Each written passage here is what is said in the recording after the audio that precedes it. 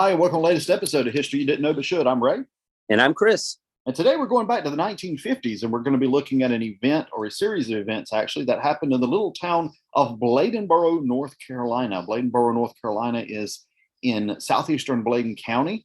It's a small town, and it was much smaller in the 1950s, Chris. But a series of events occurred in the late fall of 1953 and early winter of 1954 that really, in some ways, put Bladenboro on the map.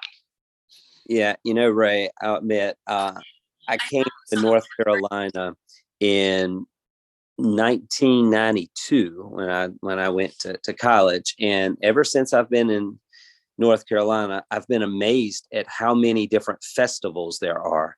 You've got the Pecan Festival, the Grape Festival, the Blueberry Festival, the Azalea Festival. You got the Chicken Festival. But Ray, there's a festival that takes place in Bladenboro around this time every year that brings people in from all over, and they actually celebrate a beast. And so how appropriate it is as we, are in this season of spooky stuff and scary stuff. That your favorite time of the year. Yeah, the time of the year that I just am ready to move past. But Ray, people come from near and far because they want to go to what is it called? The Beast of Bladenboro Festival. Is that right? Yep, that's it.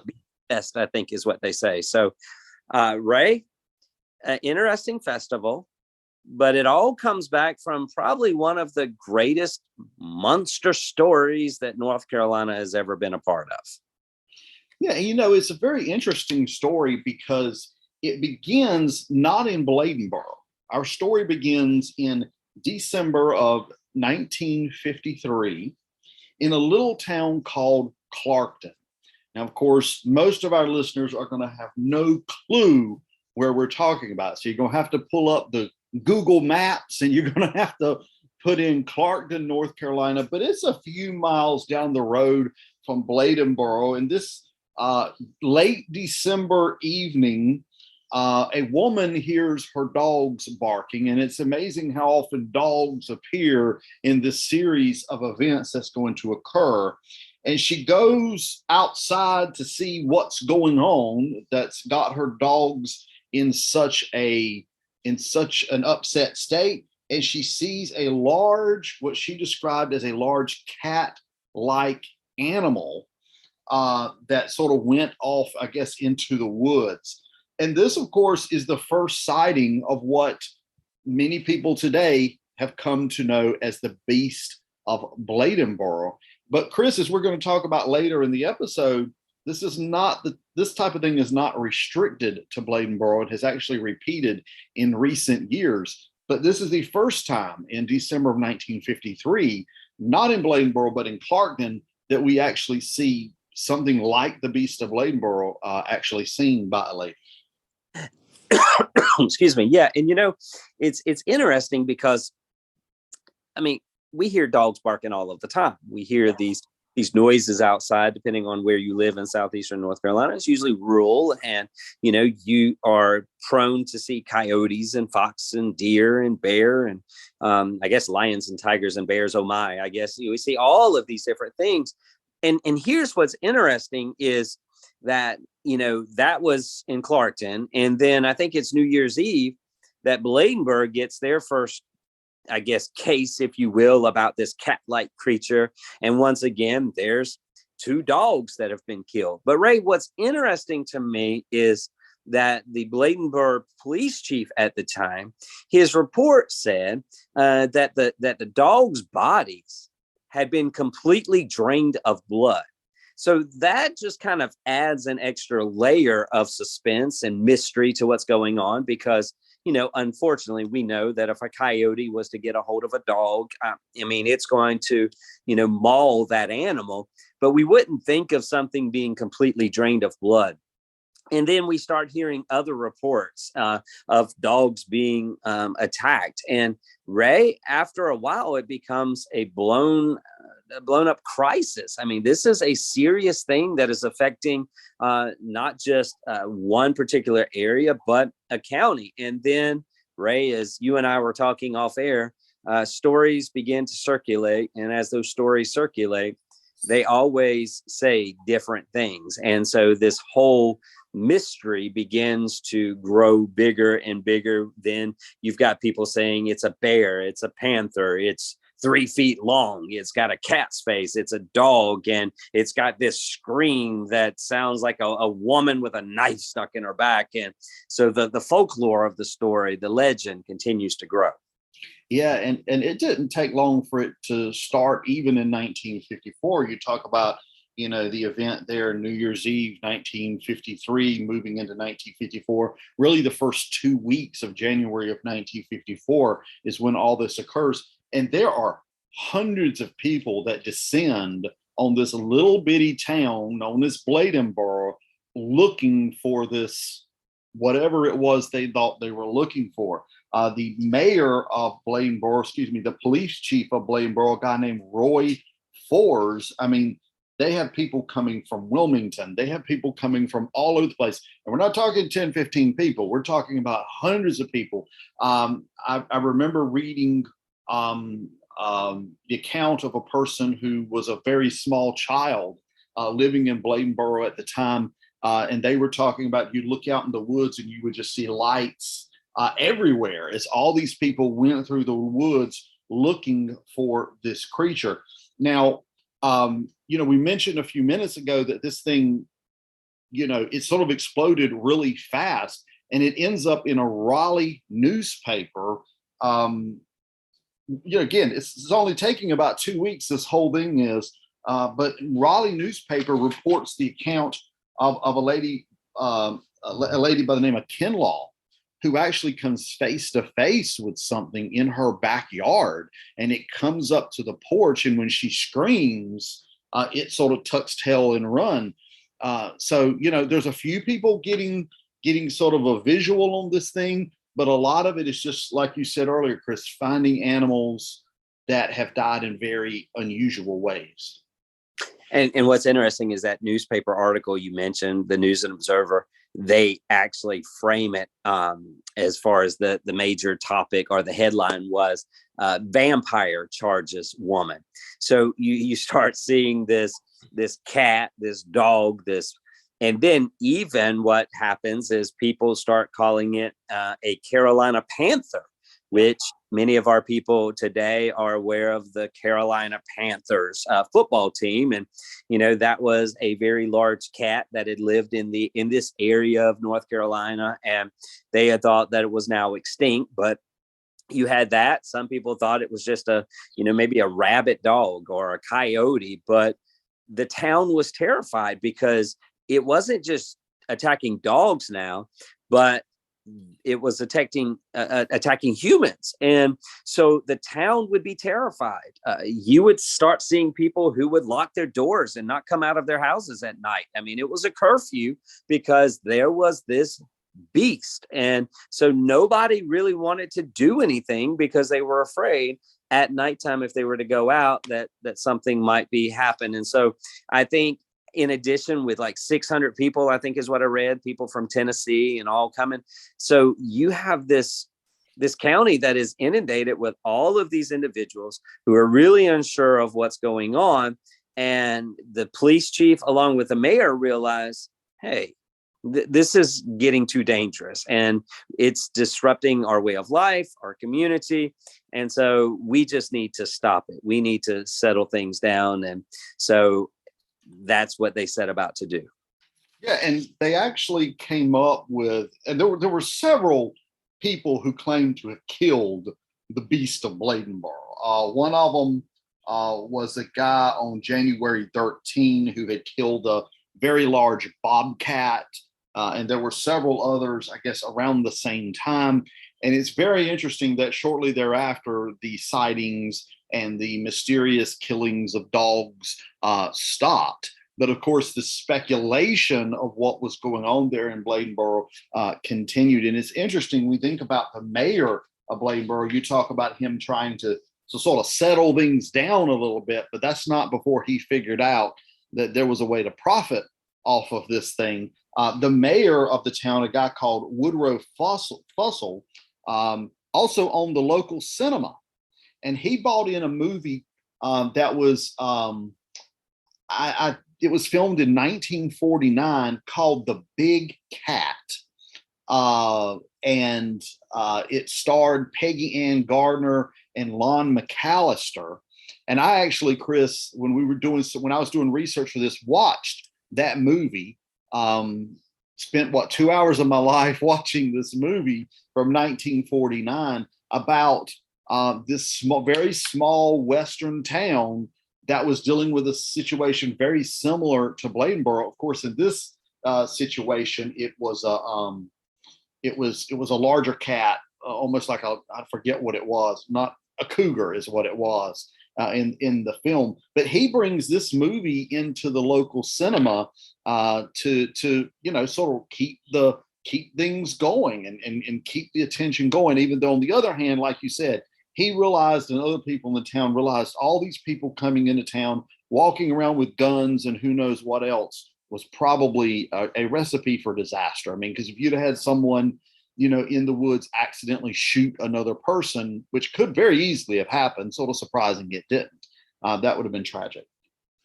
So you have, I mean, if you imagine if you're the mayor or you're the chief of police, you love the attention that your small town is getting. You appreciate that. You appreciate the fact you've got 600 people coming in who are, using your stores and your restaurants and things of that nature. But you have to balance that with safety and order and peace and security of the town. And the town is just they're getting tired of this. Yes, you've got the movie. Yes, you've got the intrigue and things, but it comes a point where, as you mentioned, things are getting dangerous. And so the mayor and the chief of police decide, all right, we're just going to have to call an end to the hunt. And I find this fascinating. I didn't know this about the Beast of Bladenboro, is that what they decided to do is that they took a very large bobcat that a farmer had trapped. And they actually went to the center of town, to the flagpole, and they hung this large bobcat up, and they put a sign saying, "This is the Beast of Bladenboro. We have caught it. The hunt is over. You can resume your activities. Life goes back to normal. This is it." Now, Ray, I would have loved to have talked to the mayor and the chief of police and just to have gathered what they were doing, because it looks like to me that they are all about some really good production and, the getting people to really buy into all that's going. I mean, you just imagine going into town and looking up one day at the flagpole and there's this huge bobcat saying, "Oh, it's over with. Everybody can resume back." But Ray, the question is, was it really over? Was that really the Beast of Bladenboro? We don't know whether it was the Beast of Bladenboro because, like we said earlier, the mysterious deaths really stopped for then. There wasn't much additional action then. But of course, as we also noted, there were several other people who claimed to have killed the Beast of Bladenboro. It wasn't just simply this one. So we don't really know which one it was or if it was any of them at all, because of course there continues to be speculation to this day about what was the Beast of Bladenboro. One thing that I found interesting that I did not know is there was a guy from Lumberton, which is about 20 miles from Bladenboro, 20 miles from Bladenboro, who claimed that he thought it was an animal called Big Boy. Big Boy was a hound and German Shepherd mix that apparently he had given somebody who lived up in the area, and he suspected that was the Beast of Bladenboro, that it was actually this hound shepherd mix thing that may have been roaming up in the woods up in there. But as you said, there are other people who have talked about, cougars, even though cougars don't live in North Carolina, panthers. There had been talk about bobcats, bears. And one thing that it doesn't really fit any of the descriptions, but you can think about a gator as well, because there are alligators in southeastern North Carolina. It doesn't fit any of the descriptions, but there's a lot of things out there that indeed it could have been. And to this day, people still speculate, and it is still part of the lore of Bladenboro, which is why we have this Beast Fest, in which you have the Beast of Bladenboro, which serves as the mascot, and people come still talking. I remember I want to say it was a couple of years ago. There was something that happened around that area. It might have been a dog or something like that, but it kind of revived the folklore again that, oh no, the Beast of Bladenboro is back. And, I kind of tie this into the Loch Ness Monster that, and Bigfoot, that people even today are still finding traces of Bigfoot or the Loch Ness, and people are still finding traces of the Beast of Bladenboro. But Ray, I don't know if I'd want the mascot to be the beast, for me, because it just conjures up like scariness, right? And this whole fear that kind of kept people, closed in. But whatever it is, you have to admit, it sure did put Bladenboro on the map. It did. And, when you think about, you said earlier about, living in the country, and any of our listeners who live in the country know there are all sorts of animals out in the woods. And sometimes it's probably better you just don't know what's out there, because you probably wouldn't want to go outside at night. So, exactly what was the Beast of Bladenboro? Nobody knows. But there was a return of some sort, so to speak, in 2007, when the series of dogs were mysteriously killed down in Bolivia, North Carolina. And I believe, Chris, that's in Brunswick County. What's that, 45, 50 miles from Bladenboro, roughly? So they had these several large dogs. We're talking pit bulls. We're not talking chihuahuas or anything like that. We're talking large pit bull dogs that were killed. And they did a lot of research. They called in people from all over the place with cameras, the hunting cameras, and they never really caught anything. They also, around the same time that was happening in Bolivia, they had additional events occurring up in Lexington. So to me, Chris, I don't know about you, I don't know about our listeners, but that tells me maybe you're dealing with some sort of, not a vampire animal or anything like that, but you're dealing with something, maybe it's a bobcat, maybe it's some other animal that's living out in the woods that we haven't just put 1 + 1 together on them yet. Yeah, all I can say is, I live near a section of woods, and it's very, in the rural area, and we have those cameras at the house that, are always motion detector, if you will. And there's been some times that there's been some interesting critters that have made their way close up to the house, and whether it's a coyote or if it's a fox or even bear are around here, the thing is, I want nothing to do with them. And when I step outside at night to let the dog use the bathroom or whatever it is, I find myself listening very closely and asking myself, is the Beast of Bladenboro still around? Ooh, very scary. Yes. Well, anyway, on that note, you seen alligators on your camera? Hey, you know what? But that would be a good story, because there are 2 alligators that are proposed to live in a swamp right near the lake where we live. Yeah. I remember I believe it was Hurricane Florence. I had evacuated the area because of, threats of flooding and all of that. But I'd heard reports of a very, very large gator being seen crossing the highway. So, don't want to go outside to take the dog out and meet that thing out in the backyard. Nah. And look, Ray, I can't handle a snake. There's no way I'm going to handle some bobcat or some beast that's coming my way. I got nothing for you. I don't even go on a hayride out in the woods. That's just how I am. You're into the scary stuff. That's not me. Yeah, I don't know that I would go toe to toe with a bobcat, though. I think I leave that alone. Leave those things alone. Chris, thank you for another great episode. We do want to tell our listeners that the number of places where you can find history you didn't know but should is continuing to grow. In addition to Sounder FM, Stitcher, Spotify, Google Podcasts, and all these, we're now on Amazon Music. So if you like to get your podcast from Amazon Music, there's a new place you can access history you didn't know but should. We always ask that you share this podcast with your family, with your friends. Give us a like, give us some feedback. That way we can reach more and more people with the wonderful stories that we like to tell on this podcast. Until next time, I'm Ray. I'm Chris. Talk to you later.